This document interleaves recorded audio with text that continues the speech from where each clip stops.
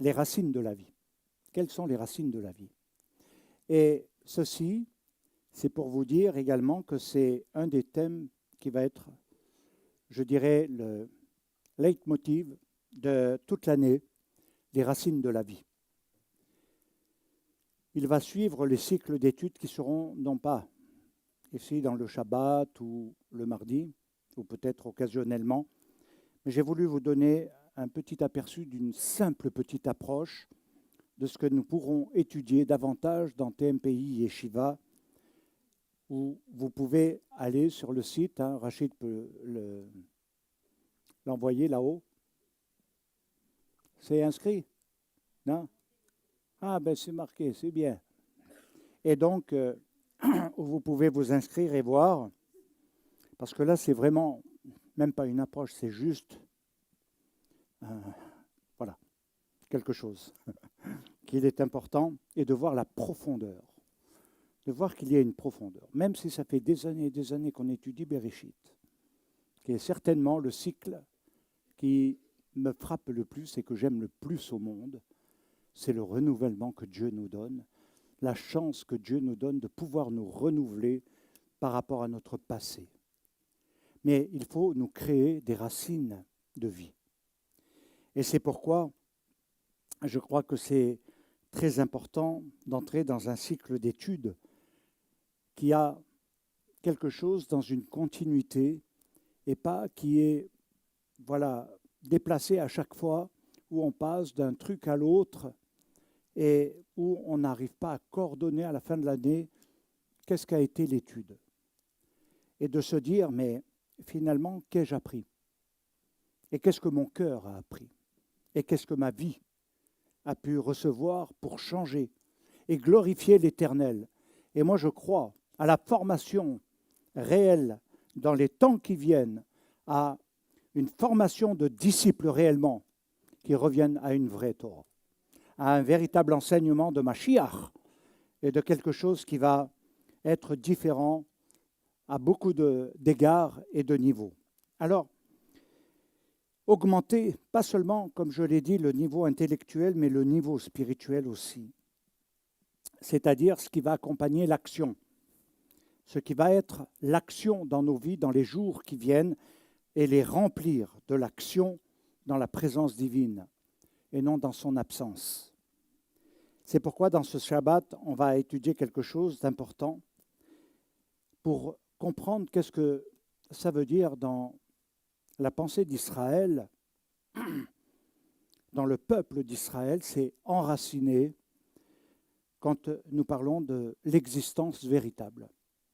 On peut avoir des existences virtuelles et fictives aujourd'hui, mais il y a l'existence véritable. Et je crois qu'à un moment donné, ce n'est pas la religion ni la religiosité qui donne l'existence véritable, c'est la manière dont nous vivons cela. Alors la Torah nous enseigne une chose fondamentale, c'est d'être et non de paraître. Et c'est le roi Shlomo qui, dans un premier temps, disait « Vanité des vanités, tout est vanité et poursuite du vent ». Alors il a raison de dire, par rapport même à Bereshit, que sa réflexion au roi Shlomo dans la pensée tradition d'Israël, ça veut dire que tout a un impact ou tout disparaît dans ce que nous faisons. Soit nous écrivons, nous marquons, soit ce que nous faisons disparaît. Et ce n'est pas devenir amnésique, mais ça veut dire que rien n'est retenu et rien n'a été marqué. Alors, voilà comment le roi Shlomo amène cette forme d'introduction, parce qu'il nous amène à comprendre que tout ce que nous faisons ici-bas est éphémère et tout passe. Et je crois que je n'ai pas besoin de vous enseigner cela, c'est une évidence pour tous. Et c'est pourquoi la Torah va nous enseigner les racines de la vie. Parce que tout n'est pas néant, tout n'est pas futile. Mais ce que le roi Shlomo veut relever dans les Qohélètes, dans ses réflexions de roi qui était sage, il veut ramener la réflexion sur la question de la fragilité de l'homme. Vanité, on peut le traduire de l'hébreu par ce qui est insignifiant et vain. Nous pouvons être dans le paraître pour la vanité et peut-être vouloir construire nos jours, nos vies, ce qui va former nos années, dans quelque chose qui ne sera que du vent, insignifiant, tout en ayant l'espérance d'avoir une importance. Et ça, c'est vraiment ce qui marque le temps moderne. Vanité peut également vouloir dire, au-delà de ce sens que je viens de donner, passager, quelque chose qui passe, mais qui n'a pas de lieu fixe et qui ne construit pas, puisqu'il est toujours en voyage. Il est toujours en déplacement dans sa vie. Il est toujours en train de faire quelque chose. Et c'est ce qui nous amène à comprendre le sens de fragile.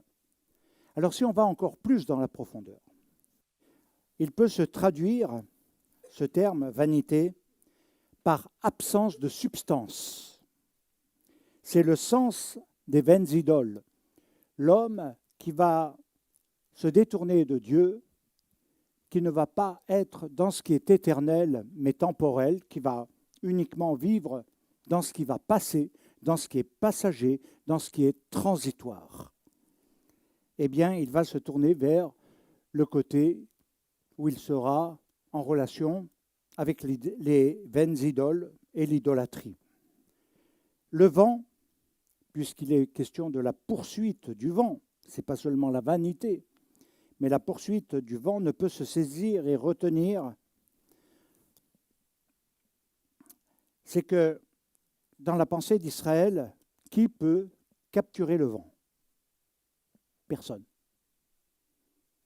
Impossible de capturer le vent.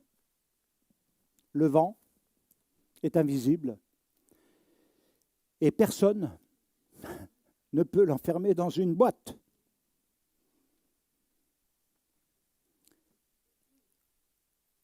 Alors, ça veut dire pour nous qu'il n'y a pas de durée permanente.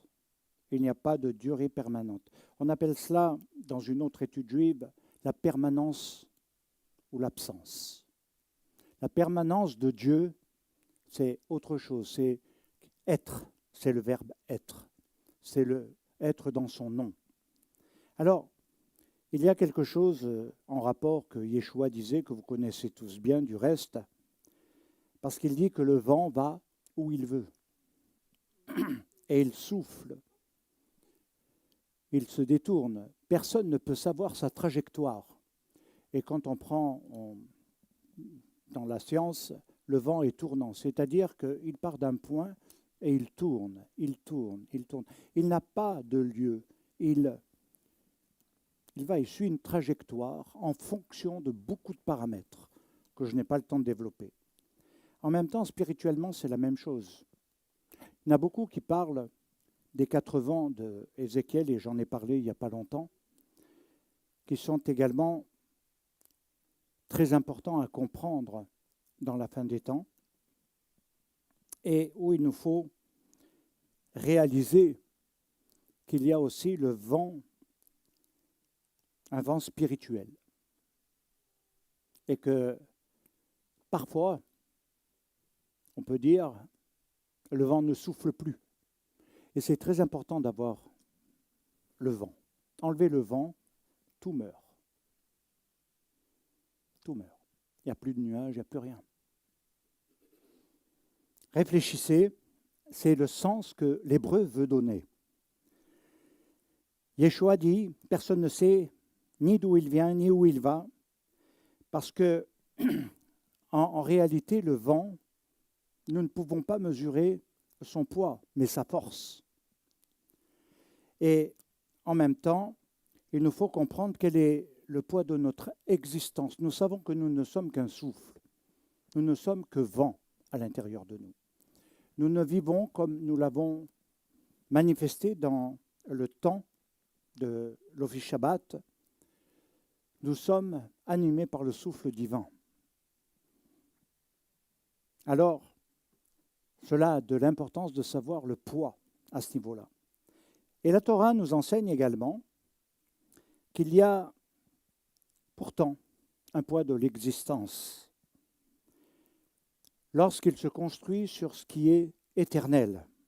Alors il est écrit, et là c'est le rabbi de Lubavitch qui dit une chose qui est vraiment très intéressante que j'ai voulu retenir parce qu'elle est percutante et elle introduit très très bien finalement l'approche.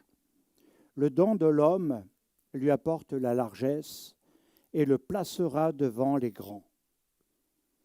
Ici, le rabbi est en train de lancer un défi, et vous savez que le rabbi de Lubavitch était quelqu'un de plus qu'honoré, plus que respecté. C'était un être très proche de tous les hommes. C'était quelqu'un de très particulier dans le relationnel. Malgré son érudition incroyable, sa grandeur spirituelle. C'était un homme qui avait une grandeur spirituelle. Alors, ici, c'est vrai qu'il lance un grand défi et il répond, c'est le don de l'homme. Ce qui va argumenter cela, c'est le don de l'homme. Ce qui veut dire que c'est celui qui investit l'homme, qu'il porte en lui dans une activité renforçant sa foi dans la Torah, c'est-à-dire ce qui le libérera des limitations, des barrières pour bien commencer. Alors, ce cycle de vie doit se voir non pas comme seulement un commencement. Bereshit, c'est vrai, c'est un commencement, mais il est dit immédiatement suivi de Aleph Tav, de Et Hashamayim, les cieux, et de Et Haaretz, la terre. Il n'y a pas seulement qu'un côté où Dieu crée des espaces entre toutes les choses. Alors, comment mesurer l'espace qui a été créé entre la lumière et les ténèbres? Et quand il est parlé de la lumière, c'est une naissance en hébreu. C'est un monde de hibour, de la gestation de quelque chose qui est venu au monde, qui est né. Comme nous devons le comprendre dans la pensée purement hébraïque de la Torah, c'est quelque chose qui est en rapport aussi avec le Mashiach. La lumière est née. Yeshua est la lumière. Et donc, il nous faut comprendre dans ces dimensions. Le cycle de vie ne doit pas se voir sur une semaine seulement, sur 3 mois, sur 6 mois, mais une année. C'est pour cela que souvent nous faisons à Elul, Rosh Hashanah, Yom HaShofarim, et dans le cadre de Yom Kippour, le bilan. Nous faisons un bilan de l'année, de nos vies, de ce qui a eu du poids, de ce qui est léger, de ce qui n'a aucune importance, mais qu'il est très difficile à l'homme de trier, en fait, dans son être.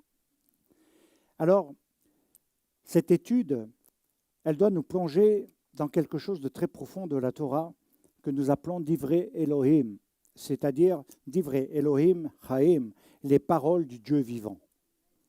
Comment entrer dans les paroles du Dieu vivant et les faire pénétrer dans nos jours, en nous, afin que nous soyons des êtres animés. Se dépasser et faire. Se dépasser et faire. C'est un grand effort. Et en même temps, il nous faut comprendre dans quel but la venue du roi Messie. Ce n'est pas simplement s'accomplir ici-bas et tenter de réussir quelque chose qui échoue tout le temps, ou que l'on est toujours en train de recommencer, ou alors que l'on cherche encore à développer parce que l'insatisfaction est réellement présente.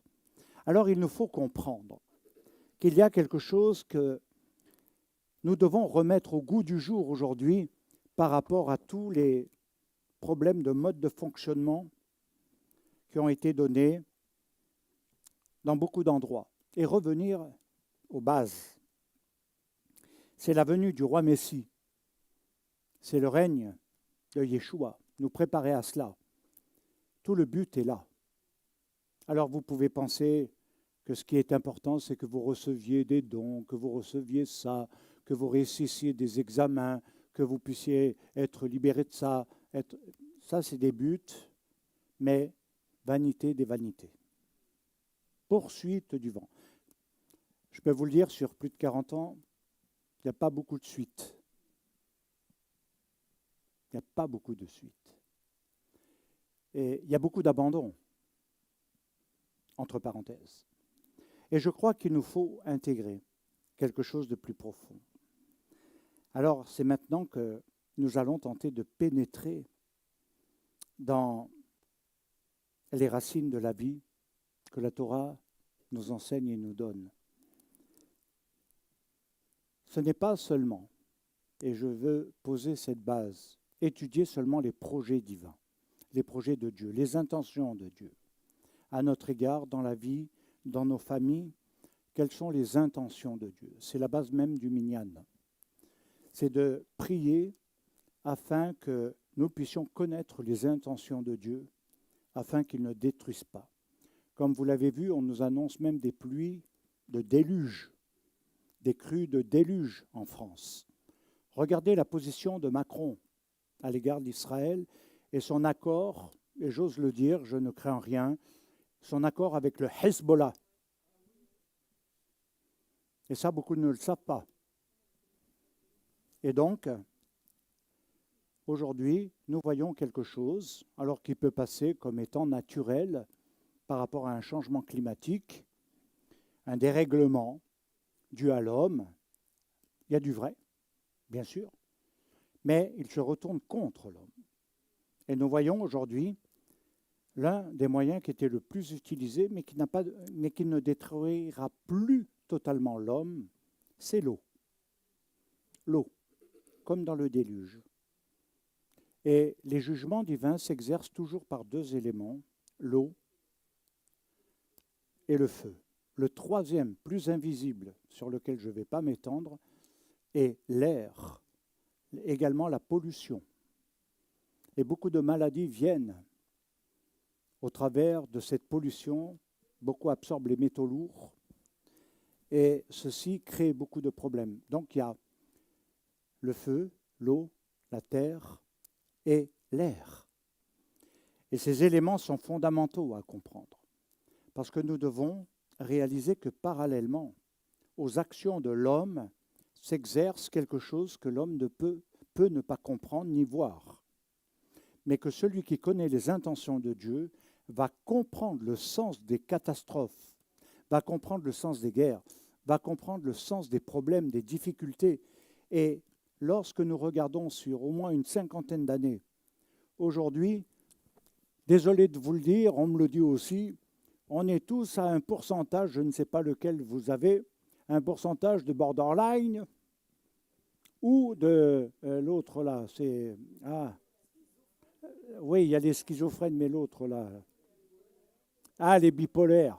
Alors on peut avoir 1%, 2%, 3%, mais ils peuvent se développer. Et aujourd'hui, nous voyons des vrais problèmes psychologiques, émotionnels, d'identité, mais également des choses qu'on n'a pas vues dans le passé, des enfants meurtriers, des jeunes, et de plus en plus jeunes, sans état d'âme. Il faut quand même y aller. C'est des gamins. À l'époque, on disait quelqu'un qui avait 13 ou 16 ans, c'est un gamin. Ce n'est pas un adulte.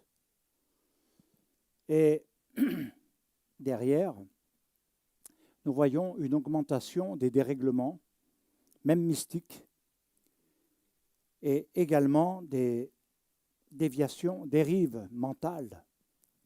Alors, tout ceci peut rester médical, mais la Torah nous dit que non. Non. Tout n'est pas médical. Et tout ce qui arrive n'est pas naturel.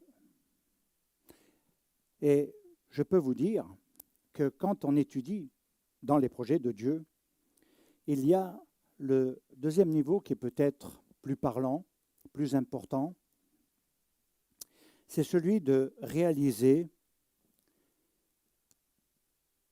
le fait d'être, être, c'est-à-dire exister.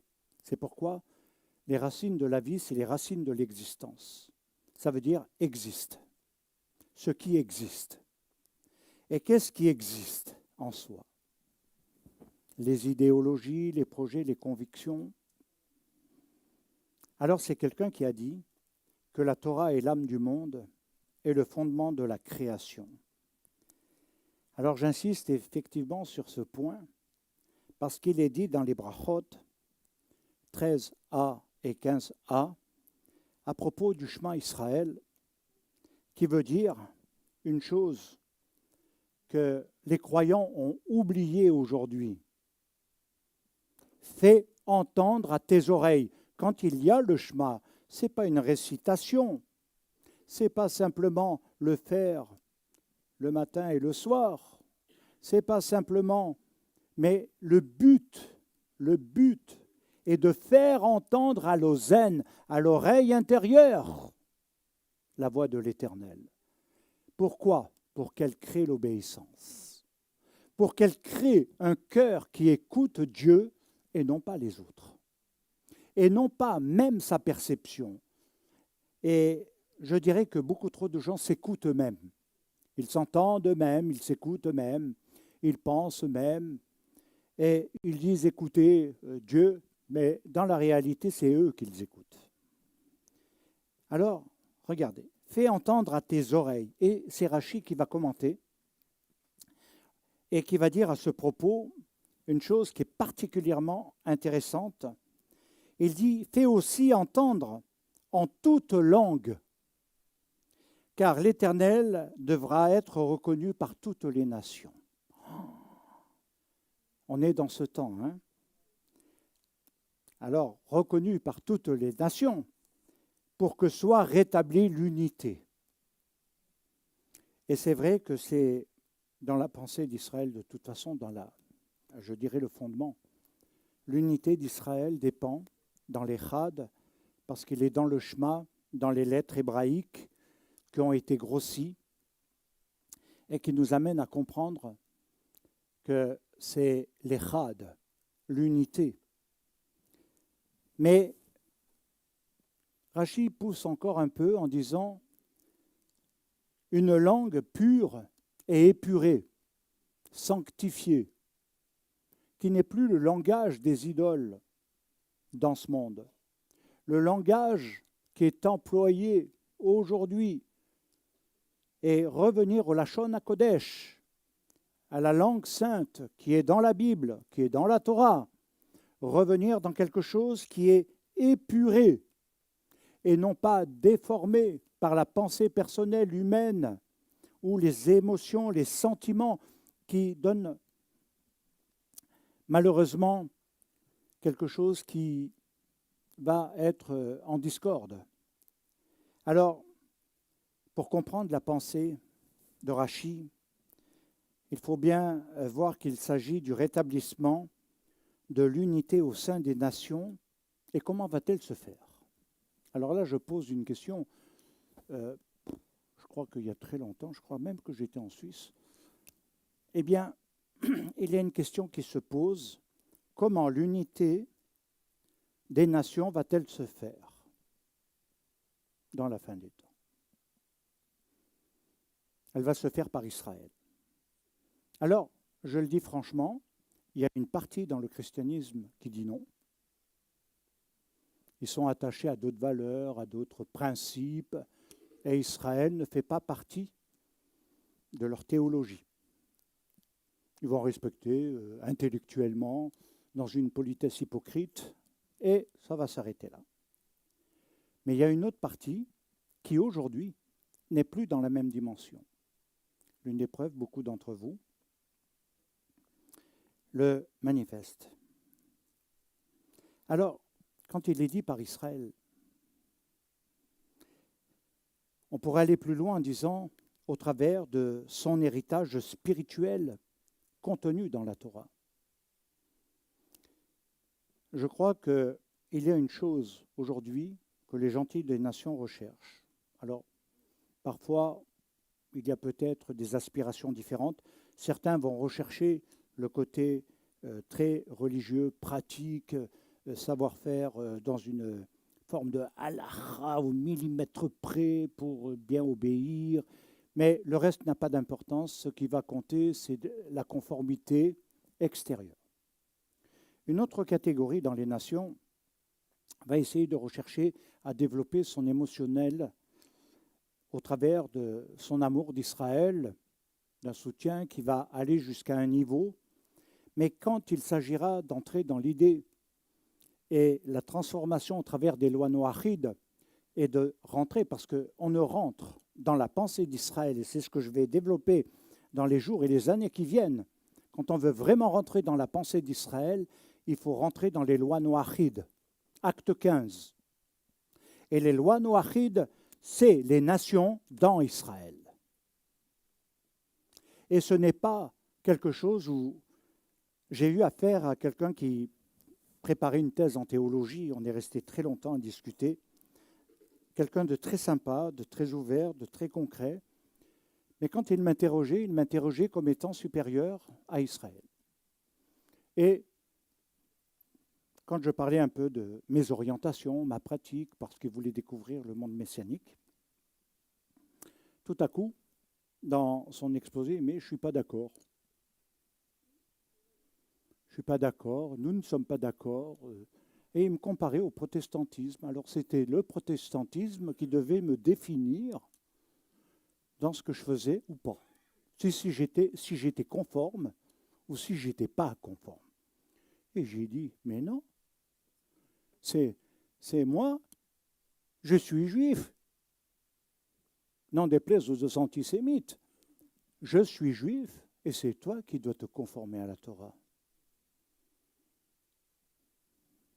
Le fondement est là. Donc l'héritage spirituel dans la Torah.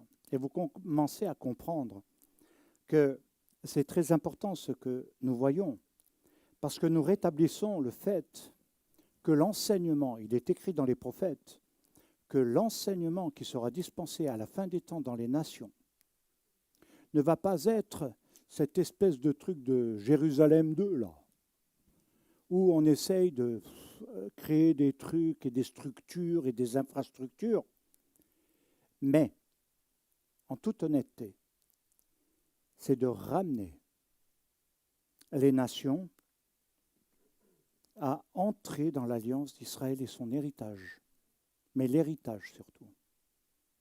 L'héritage spirituel des sages qu'ils ne connaissent pas. La profondeur de l'enseignement que vous découvrirez dans l'année, parce qu'on va toucher des niveaux très hauts, des niveaux qui vont dépasser le cadre de ce que je suis en train de dire là, où c'est sympa là, et ce n'est pas compliqué pour l'instant, mais de découvrir la profondeur. Et je dirais que quand on entre dans l'héritage d'Israël, on commence en devenant un Bné Noach. Et quand on a bien acquis, on commence à vouloir aller plus loin. Et c'est ce qui va devenir une identité. Alors bien sûr, on peut toujours essayer de mélanger les deux, mais je crois qu'il nous faut être honnête et le dire franchement. J'espère que beaucoup seront d'accord. Et si vous ne l'êtes pas, j'y peux rien, moi. C'est de ne pas mélanger afin de ne pas s'égarer. Et de rester dans le droit chemin. C'est d'être lié à cet héritage afin qu'il y ait une véritable identité dans le Messie. Car l'identité du Messie, elle est juive, elle n'est pas romaine.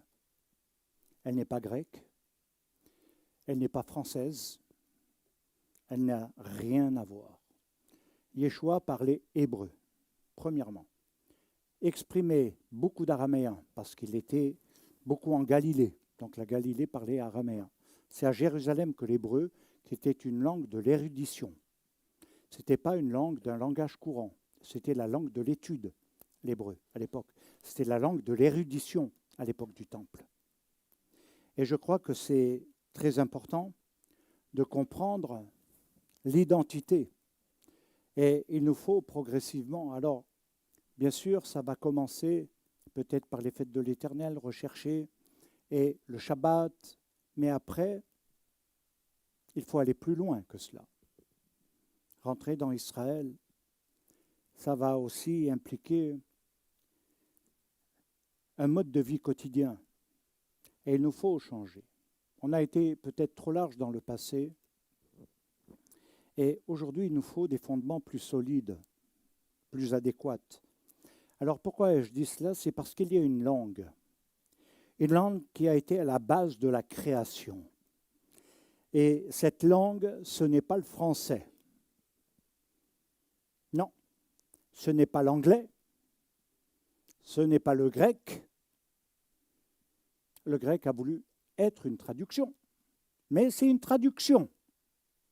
Mais l'hébreu a été écrit, comme a dit Martine, par 22 lettres.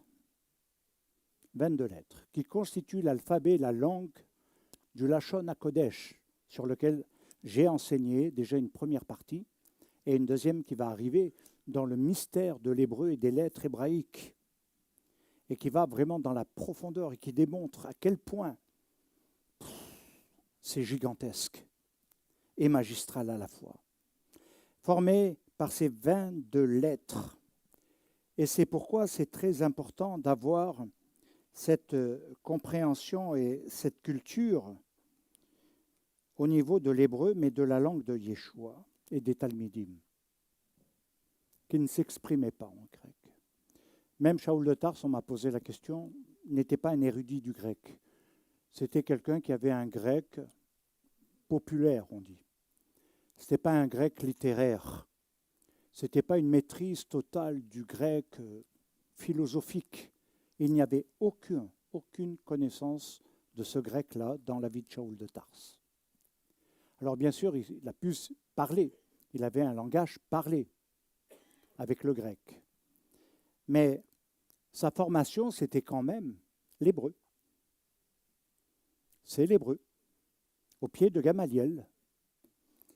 Et donc, il nous faut comprendre les fondements. Parce que même Shaoul de Tars, on peut le comprendre totalement quand on est vraiment dans la pensée hébraïque. Alors, au travers de ces 22 lettres, et ce qui constitue non seulement ce mystère, mais la création elle-même. La création de la naissance de ce que nous connaissons. Une création est née. Avant, il n'y avait rien. Et avant le rien, je vous mets au défi de me dire ce qu'il y avait. Eh bien, je vais vous rassurer, il n'y avait rien. À notre connaissance, mais Dieu était.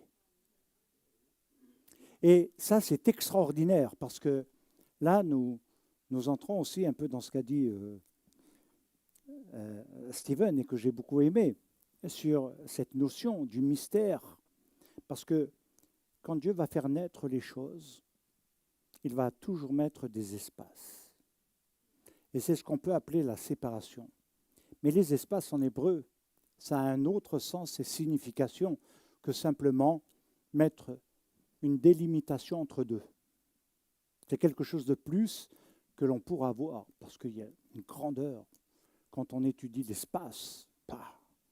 Alors, c'est une langue sainte. Et ce que Dieu a fait, c'est qu'il a créé un modèle dans la création, un modèle à son image. Il n'a pas fait une création pour une création. Il a amené une création, une existence de la vie sous différentes formes, en jours. On les calcule en jours. Et ça nous amène à comprendre qu'il y a eu également, dans la finalité de cette création, au 6e jour, le Yom HaShishi de Shabbat, qu'il y a eu dans ce moment-là quelque chose de fondamental, un homme, l'Adam, qui a été le modèle de l'humanité de la création. l'homme créé à son image.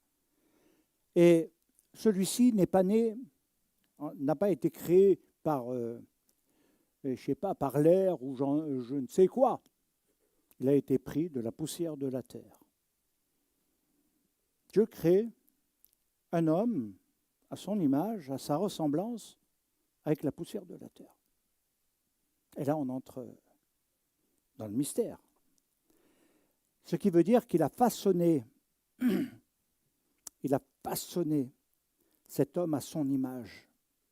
Alors, quand on entre un peu plus en profondeur dans l'étude d'Israël, il s'appelle Adam Arishon, le premier homme, la première humanité, mais c'est le premier dans sa ressemblance. C'est le premier dans la ressemblance divine. Extraordinaire. Le premier. Et c'est quelque chose qui devrait nous frapper, mais nous enthousiasmer aussi, parce qu'il nous amène à découvrir les mystères cachés de la Torah. Il nous est dit, Bereshit bara Elohim, Dieu créa. Dieu créa l'univers et il nous dit comment, par le jour 1, par le jour 2, mais à la base de tout, c'est la lumière. Et ensuite, le dernier élément, c'est l'homme à sa ressemblance. L'homme à son image. Waouh! Et donc, ça nous amène à nous poser une grande question. Pourquoi Dieu a-t-il créé un humain, une humanité, à son image? Alors, je sais que dans mes études d'année théologique, on n'approfondit pas obligatoirement tout le sujet, mais c'est parce que Dieu avait tellement d'amour, il crée quelqu'un pour être aimé. Bon. Oui, c'est très théologique dans les écoles. Et j'ai dit, ah bon, c'est tout. Non, Dieu crée un projet avec l'homme. Un projet que nous devons reconnaître a échoué dans la première humanité. Et c'est pourquoi, je ne vais pas l'aborder maintenant, non. Je suis tenté, mais je ne vais pas. Il ne faut pas. Il faut que je me tienne là.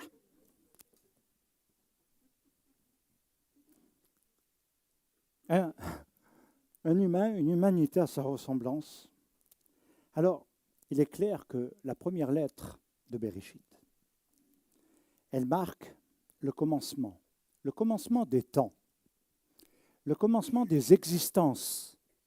C'est le commencement des naissances, parce que de la gestation, de la pensée à la réalisation, il y a eu des éléments qui se sont mis en place. Et nous devons comprendre que ce qui est à la base de ces naissances et de ces commencements, c'est la lettre bête. Et la lettre bête, elle a aussi une valeur numérique, qui est le 2. On est bien d'accord. Et ça va donner un monde binaire. Waouh! Vous voyez la différence entre ce que j'ai pu étudier en théologie avec des grands théologiens, des gars calés. Mais quand j'ai découvert réellement dans l'étude hébraïque la dimension qui est encore plus grande et plus glorieuse dans l'hébreu, et que j'ai compris que ce n'est pas seulement une seule création, mais une création binaire. Ve'et hashamaim, ve'et haaretz. Mais ça va plus loin. Et ça nous donne quelque chose, alors, quand on l'étudie vraiment en hébreu, il nous veut dire rentrer dans les réalités, le monde des réalités. Ça nous amène à comprendre que la lettre bête, elle peut être séparée. Quand on dit Bereshit, on peut prendre le bête, la lettre, bête, et Réchit. Bête, Réchit. Et bête, Réchit, c'est commencement, effectivement, début, mais avec le bête en séparation dans sa valeur numérique il dit qu'il y a deux créations, qu'il y a deux mondes qui se créent au même moment. Il y a deux réalités, et c'est la valeur du beth réchit.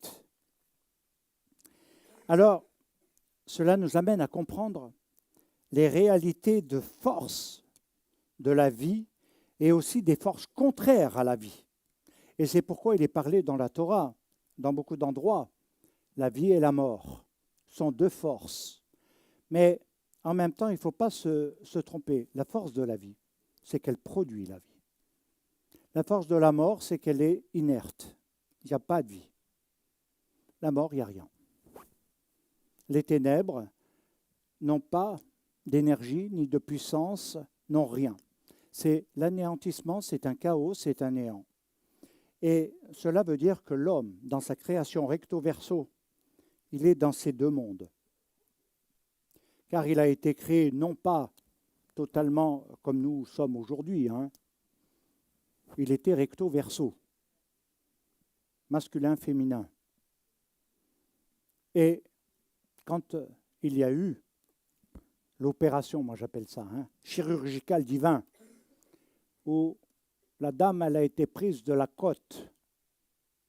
Elle n'est pas prise de la terre. Elle n'est pas prise du ciel. Elle est prise de lui-même.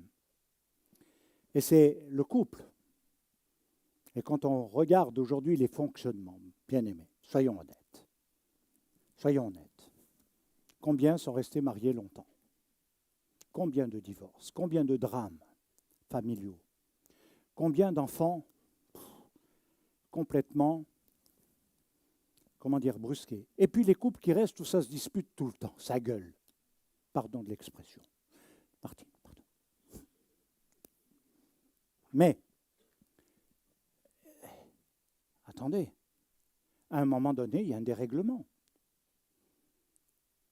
Le premier couple devait être le modèle de toute l'humanité. Dans un premier temps, la création a réussi et elle a échoué. Et Dieu recrée. Parce que la lumière qui est née dans la création, c'est le Mashiach. Alors, ce sont des choses qu'on approfondira. Là, on est vraiment dans le survol. Il nous faut comprendre que ces deux réalités sont des forces contraires. Et quand vous regardez votre vie, en toute honnêteté, vous n'avez pas la force de la vie et la force de la mort en vous. Quelque chose qui veut, quelque chose qui ne veut plus. Quelque chose qui veut vivre et qui s'accroche à la vie et quelque chose qui veut mourir. Quelque chose qui n'a plus de mordant, qui n'a plus d'intérêt.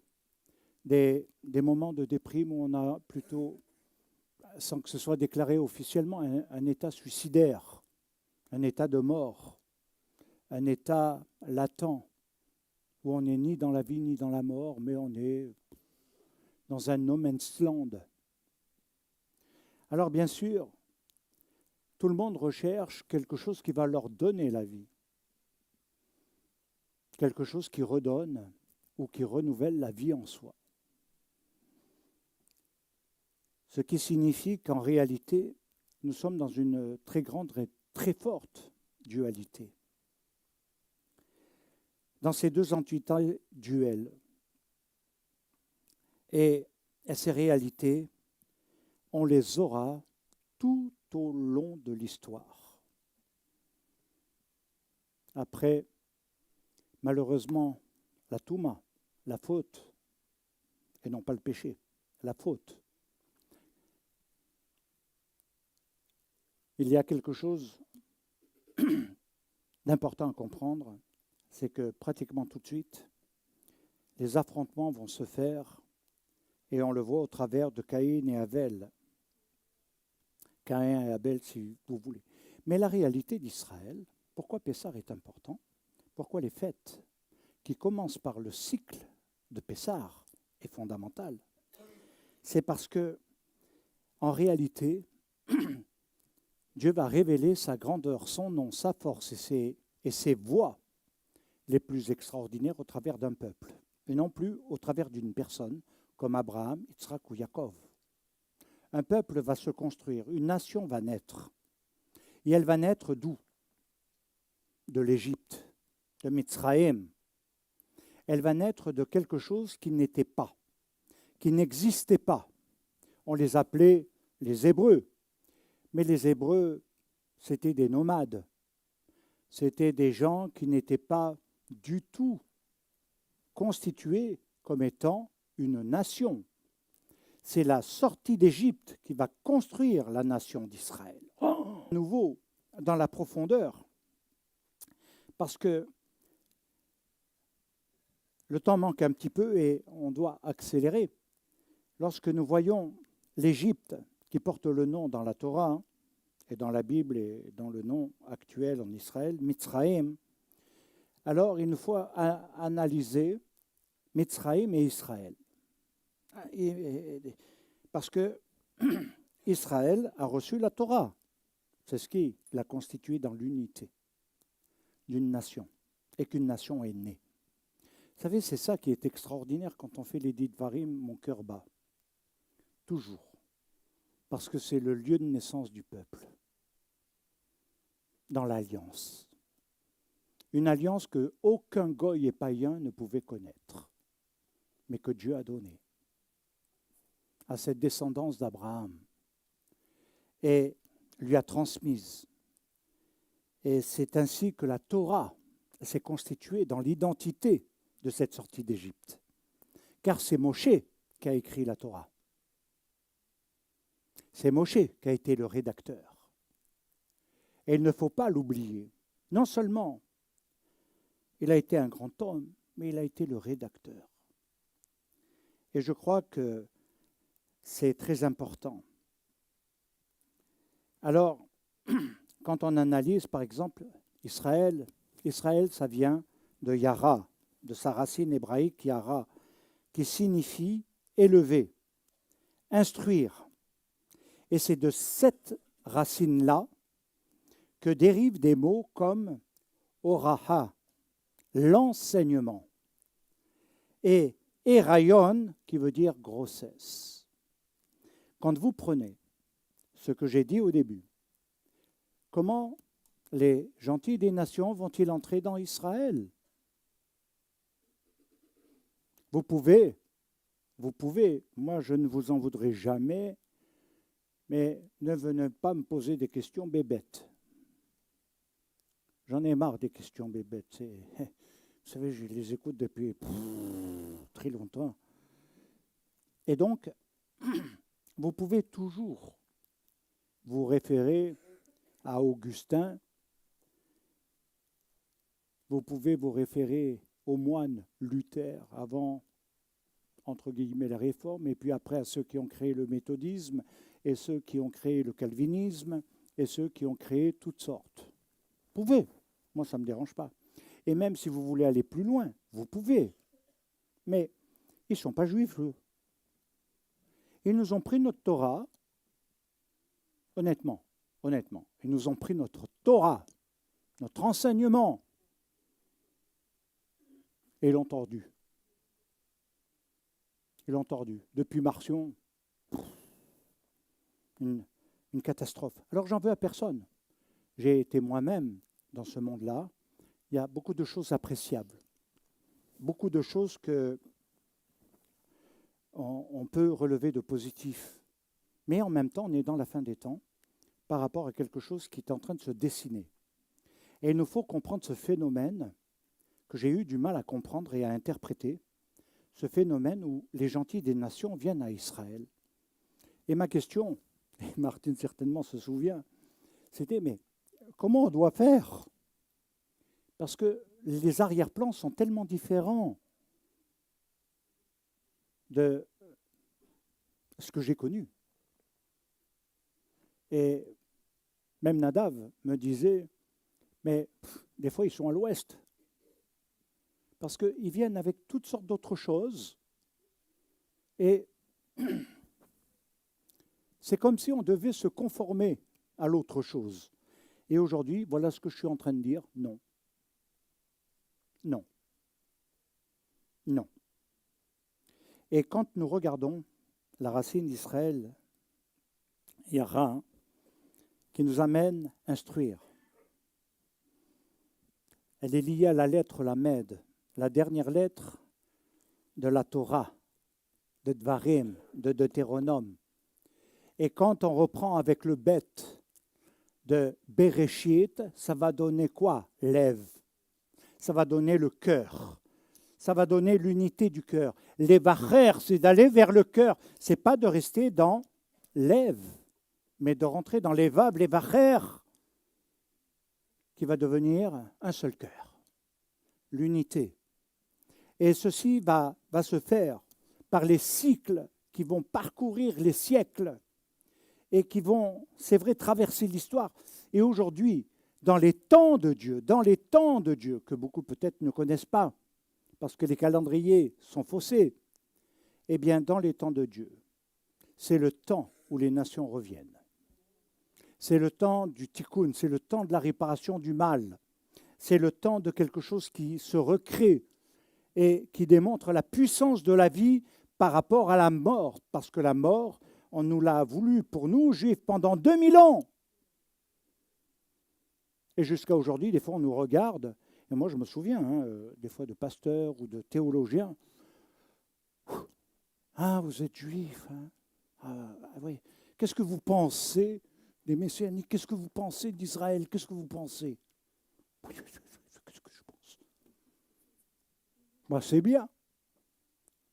Et j'avais un ami où on a fait une fois Shabbat ensemble. Il était un peu spécial celui-là. Mais on a fait Shabbat ensemble. Tout de suite, j'ai été convoqué. Pourquoi tu as fait Shabbat? Pourquoi tu as été faire ça? Tu es libéré maintenant. J'ai dit, ah bon, parce que c'est un joug. Ils m'ont dit, tu n'as plus à faire ça. J'ai dit, mais je l'ai fait avec mon cœur, moi, je ne l'ai pas fait par obligation.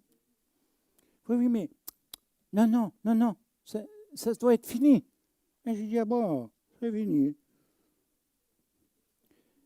Et regardez la deuxième chose, donc il y a l'instruction, la pratique, autrement dit, dans les voies de Dieu. Comment marcher dans ses voies, le connaître. Et le deuxième, c'est l'enseignement. Et l'enseignement, c'est vrai. Qui enseigne? Alors certains vont dire très spirituel, mais très simpliste, sans vraiment étayer quelque chose de consistant intellectuellement, ni théologiquement. Ils vont dire, je suis conduit par Dieu, par le vent de l'esprit, ok, ça va. On ne sait pas d'où tu viens ni où tu vas d'ailleurs. Mais voilà, vous avez des catégories comme ça, qui vont fonctionner au coup de vent. Et derrière, j'ai dit, mais c'est vrai, moi je suis juif dans un mouvement dit, entre guillemets, messianique, mais qui est le judaïsme de Yeshua. Et que c'est ce judaïsme en Yeshua que nous voulons développer. Qui nous amène à comprendre que nous avons besoin de revoir les pages de l'histoire. Non pas en séparant, mais comme je l'ai fait dans mes études, en mettant en parallèle l'Église et Israël. L'histoire de l'Église, du christianisme et Israël dans les nations. Personne ne le faisait. Jamais. Je l'avais lu. Jamais. Et les profs ne voulaient pas que je fasse ça. Ouais. Un qui était un très grand théologien qui venait du Danemark là-bas. Tout le monde faisait les courbettes devant lui. Et c'est vrai qu'il était brillant, ça je ne peux pas dire. Mais quand il a été nommé prof de l'histoire du christianisme, le mot juif n'apparaissait pratiquement jamais. Israël, rien. On partait de Yeshua, on est rentré dans les persécutions, on nous a montré Blandine qui se fait dévorer, les héros de la foi. Et moi et puis après, on nous parle de l'autre, là, Constantin, rapidement, un héros qui a eu une vision et qui a créé le christianisme.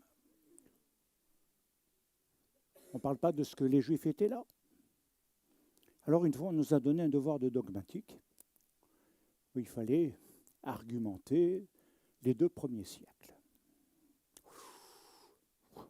Et moi, n'y connaissant pas grand-chose, j'ai fait quelques recherches et on n'avait pas Internet. Hein. Pouet, pouet. Hein?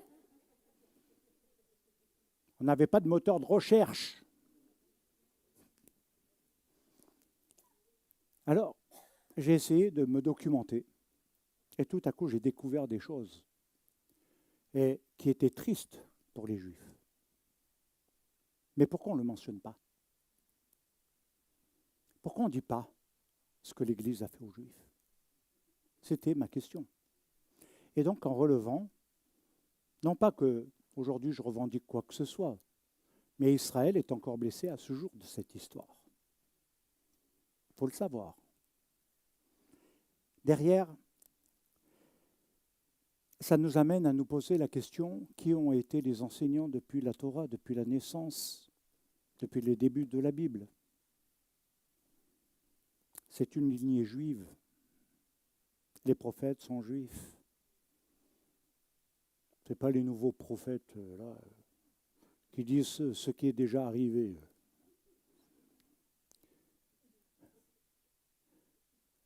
Vous savez, j'en ai connu plein, hein, puis des grands qui venaient de là-bas, tu te rappelles, là, les grandes conventions qui nous faisaient là.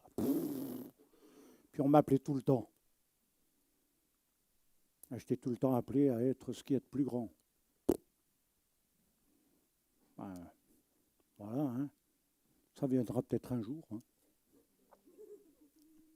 Mais, quelque part, voilà, je suis la lignée et on arrive à celui qui est l'accomplissement de tout, qui est l'Aleph Tav, Yeshua Mashiach, que je rencontre. Et nous devons y voir la gloire et la clarté. Et c'est pourquoi, bien-aimés, c'est Yeshua, le juif de la Torah, un juif du judaïsme, et non pas quelqu'un qui aurait créé la religion chrétienne, ni même inventé le nom chrétien, pas du tout. Un juif dans le judaïsme, un juif qui était cachère, un juif qui faisait les fêtes comme on l'a vu avec Sukkot, Hoshana Rabbah, et avec Simchat Torah, à l'époque du temple, qui respectait le temple, qui respectait les synagogues. Il enseignait dans les synagogues. Il n'y avait pas d'église. Lui, c'est mon maître. C'est lui, ma centralité. C'est lui qui m'enseigne, mais aussi à moi en tant que juif. Qu'est-ce que j'apprends de mon Messie en tant que juif? Et qu'est-ce que j'ai à dire aux Juifs par rapport à mon Messie? Quelque chose de très fort.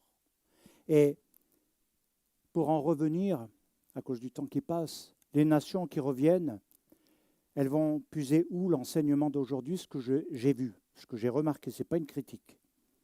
Mais ce que l'on peut remarquer, c'est le nombre de gens qui surfent pour chercher la vérité, qui surfent pour écouter celui-ci, et essayer de trouver des nouveaux modes d'expression cultuelle. Alors, un coup, c'est les coups de vent. Va là-bas, il y a quelqu'un de bien. Quelques années après, on l'oublie. Et va là-bas. Et voilà, tu es toujours en voyage, tu es toujours passager, tu es dans les coups de vent.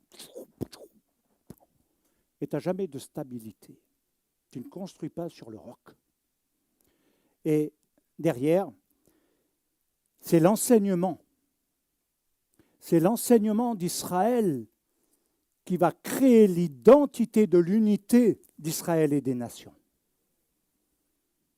Ce n'est pas la sentimentalité, mais c'est de revenir au cœur. Alors, c'est ce qui va donner rayon la grossesse, c'est-à-dire ce qui va faire naître. Mettre au monde, c'est donner la vie, c'est vrai dans le sens physique, quand on le prend en hébreu, mais il y a aussi la naissance spirituelle. Une nouvelle naissance spirituelle, pas celle que j'ai appris en théologie, uniquement une personnelle qui est discutable, dans l'explication. Mais une véritable nouvelle naissance. Et elle est reliée à quoi? cette naissance nouvelle? Eh bien, contrairement à ce que beaucoup vont penser, elle est liée à la sortie de l'Égypte. À la sortie de l'Égypte. On appelle ce temps la naissance nouvelle. Et c'est d'entrer dans une naissance nouvelle, parce qu'on passe de l'esclavage, on passe de la mort de Mitzraïm à quelque chose qui donne la vie, qui construit la vie et qui continue à augmenter dans la vie. Et c'est ce qui a donné tout ce que nous connaissons aujourd'hui d'Israël. Alors, comment on l'explique également? Il nous faut le voir au travers de l'Égypte qui est Mitzraïm, et ça peut se lire également Metzraïm, c'est-à-dire les limites et la racine du mot Ar, qui est la montagne, et celle du mot Ara, qui signifie enceinte. Et il y a un deuxième nom sur lequel les choses ont été données, c'est le Sinaï, et qui s'appelle Orev. Et la racine est Arav. Alors ça désigne quoi? La destruction. Alors c'est extraordinaire de voir quelque chose qui fait naître la vie, la grossesse. C'est le principe même de la vitalité de la vie, de l'existence, de la continuité. La mort, c'est qu'il n'y a pas de continuité. Il n'y a rien d'autre. Et donc, le message profond de Bereshit et de Beth Réchit, c'est de dépasser ses limites, sortir donc de Mitzraïm, entrer dans une naissance nouvelle. Voilà le message que je veux porter dans les années qui viennent aux nations. C'est d'entrer dans une naissance nouvelle. Vous avez le droit de rester dans vos églises, de participer à ce que vous voulez. Moi, je n'ai pas de jugement, j'ai connu tout ça. Je n'ai pas de regard négatif. Chacun est libre en fonction de l'appel de Dieu. Mais, à un moment donné, il va venir le temps, et vous le voyez dans les positions qui sont prises aujourd'hui par rapport à Israël, dans ce qui se passe. Juste entre guillemets, même si je sais que je suis loin d'avoir fini, il y a une chose qu'un intellectuel français a relevée afin que vous compreniez les stratégies. La stratégie du Hezbollah a été de prendre des familles où ils sont avec eux dans des immeubles. Et ces combattants, ils sont localisés par les Israéliens. Ils savent qu'il y a un mouvement du Hezbollah dans cet immeuble. Ils ne savent pas qu'il y a des victimes. Ils ne savent pas qu'il y a des innocents. Et au moment où Israël va passer à l'attaque, vous savez ce qui se passe, c'est que ces gens, ces combattants soi-disant du Hezbollah, quittent le lieu, laissent les victimes, et après ils disent, regardez ce qu'ils font. C'est démontré, prouvé par un intellectuel français. Et ce n'est pas moi qui l'invente. Et ça, c'est ce qu'on trouve à Gaza, c'est ce qu'on trouve partout. Simplement, le sentimentaliste, malheureusement, fait regarder différemment. Alors, je vais aller plus loin. Et il nous faut rentrer dans cette naissance nouvelle parce qu'il est dit que sa parole est la vérité. Et Yeshua a dit qu'il est le chemin, la vérité et la vie et qu'il n'y en a pas d'autre.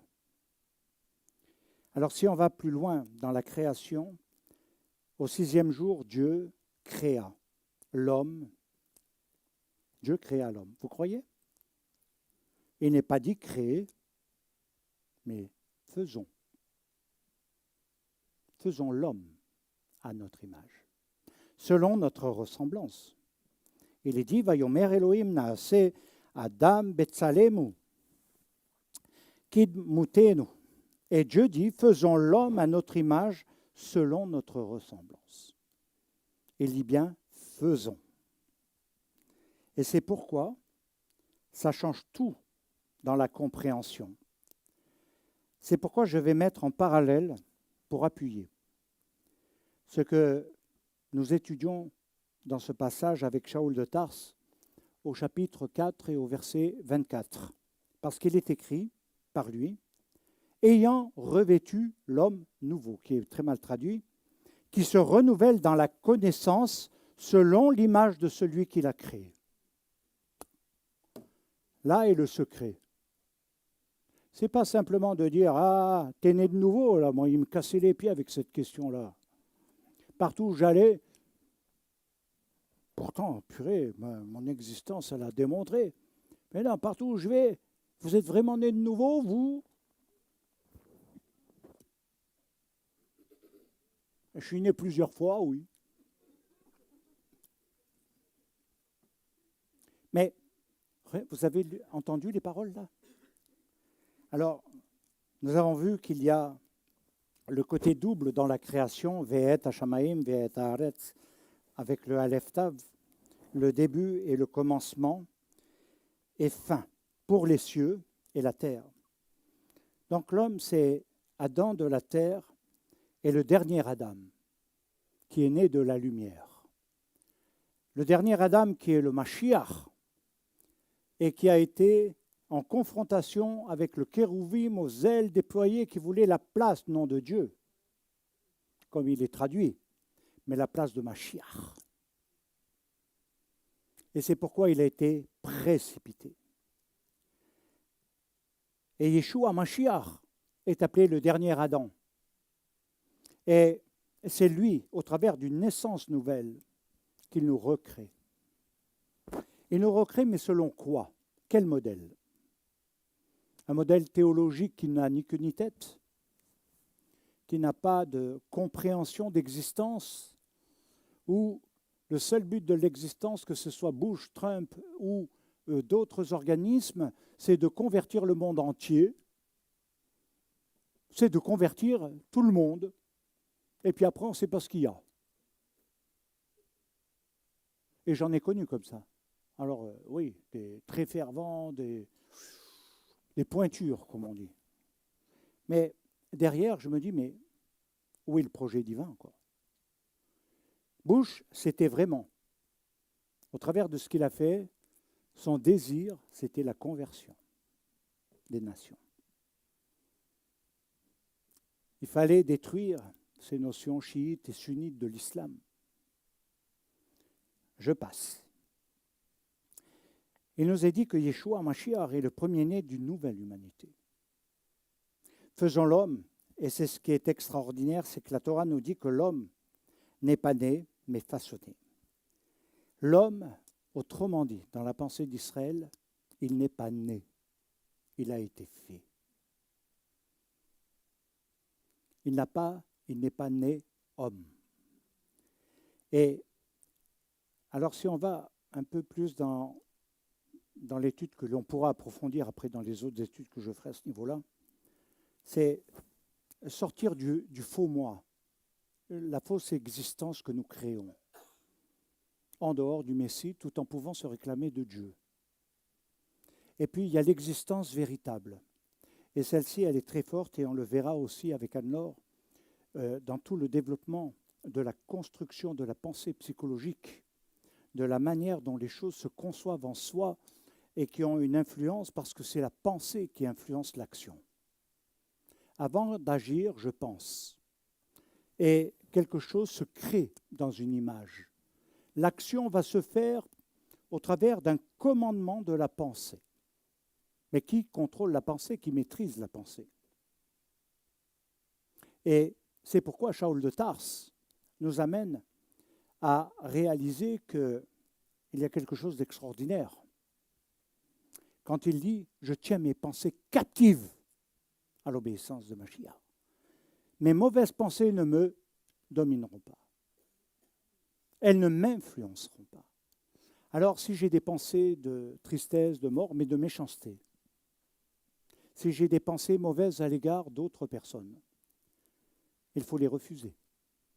Alors, créer son vrai moi pour devenir l'homme à nouveau à son image et être réintégré dans son projet et devenir un homme selon le cœur de Dieu. Parce que c'est en cela que l'on s'affranchit de la servitude. Sans aller trop loin dans l'hébreu, il nous est dit, c'est là que l'on rencontre son devenir. Ce n'est pas son avenir, chercher son avenir, c'est rencontrer son devenir. C'est pourquoi j'ai dit une année. Le test clé, il va être là. C'est un défi, alors je conclus bientôt en disant que Yaakov devient Israël et dans une partie de sa vie, il est Yaakov. Il est quelqu'un qui, connaissance de Dieu relative, la connaissance des pères, la religion, la tradition, l'amour de tout cela, mais ce n'est pas pour lui en quelque sorte. Et à un moment donné, dans son combat, ce qui va être étrange, c'est qu'il va combattre non pour lui-même, pour sa survie, non. Il combat pour l'avenir. Ce qui n'est pas intégré dans la pensée philosophique grecque. Dans le monde occidental, c'est de comprendre le sens du combat de l'avenir. L'avenir ne s'improvise pas. C'est aujourd'hui, et on nous dit même par rapport à l'Ukraine, c'est aujourd'hui les enjeux de demain. Et on est en train de nous dire ça partout. Et puis, dans le monde des croyants, on est là, on oublie, on parle théologie, mais l'action est nécessaire. Et il nous faut combattre pour l'avenir et le devenir également de notre identité, mais de nos enfants. Alors, derrière, lorsqu'on traduit, Israël, c'est Saréal, le prince de Dieu, dans l'anagramme que l'on peut faire à ce niveau-là. Combattre le mal pour avoir un nom nouveau. Alors les forces que Yaakov doit combattre à Yabok, ce ne sont pas des forces extérieures, ce n'est pas l'homme. Ce ne sont pas des idéologies, des philosophes, des intellos. C'est quelque chose qui est beaucoup plus fort que ça, parce que ce qu'il va combattre, c'est ce qui empêche le changement. Et chaque fois qu'on veut entrer dans un changement par rapport au projet divin, il y a toujours un problème, un obstacle, une opposition. Ah, je ne veux pas rentrer, c'est trop juif. Ouais, trop juif. Ah oui, trop juif. Moi, je pourrais dire, c'est peut-être autre chose aussi. Hein. Mais on le voit. Moi, j'en ai eu qui sont partis aussi, hein, qui n'ont pas pu adhérer. Ah, vous pouvez adhérer à tout le truc blablabla, mais rentrer dans l'identité. Non. Là, ah non. Ah non. Et donc, on le voit. C'est clair et bien marqué. Ceci nous amène à réaliser que le mal, si on le définit dans une forme d'étude de psychologie qu'on peut dire, c'est l'inertie du moi. Le combat donnera à la fin non plus un Yaakov, mais un Israël. Et Israël, sa racine, c'est Yachar. Et Yachar est extraordinaire parce que c'est Yachar, elle. Et c'est le moi en devenir. Et la racine du nom de Yeshua est Yachar. Et ça veut dire droiture et équité. Et le trône de Mashiach, c'est la droiture, la justice et l'équité. Donc je vais conclure le fait que devenir pour être Yachar, il faut s'extraire du moi, devenir une nouvelle création dans le Messie, naître d'en haut, façonné à son image, devenir l'homme neuf, y avoir un nouveau nom de naissance, un nom nouveau, dans une Brit Mila du cœur. Que Dieu vous bénisse. Toda Rabba, merci pour la patience. Merci à ceux qui ont fait trop long.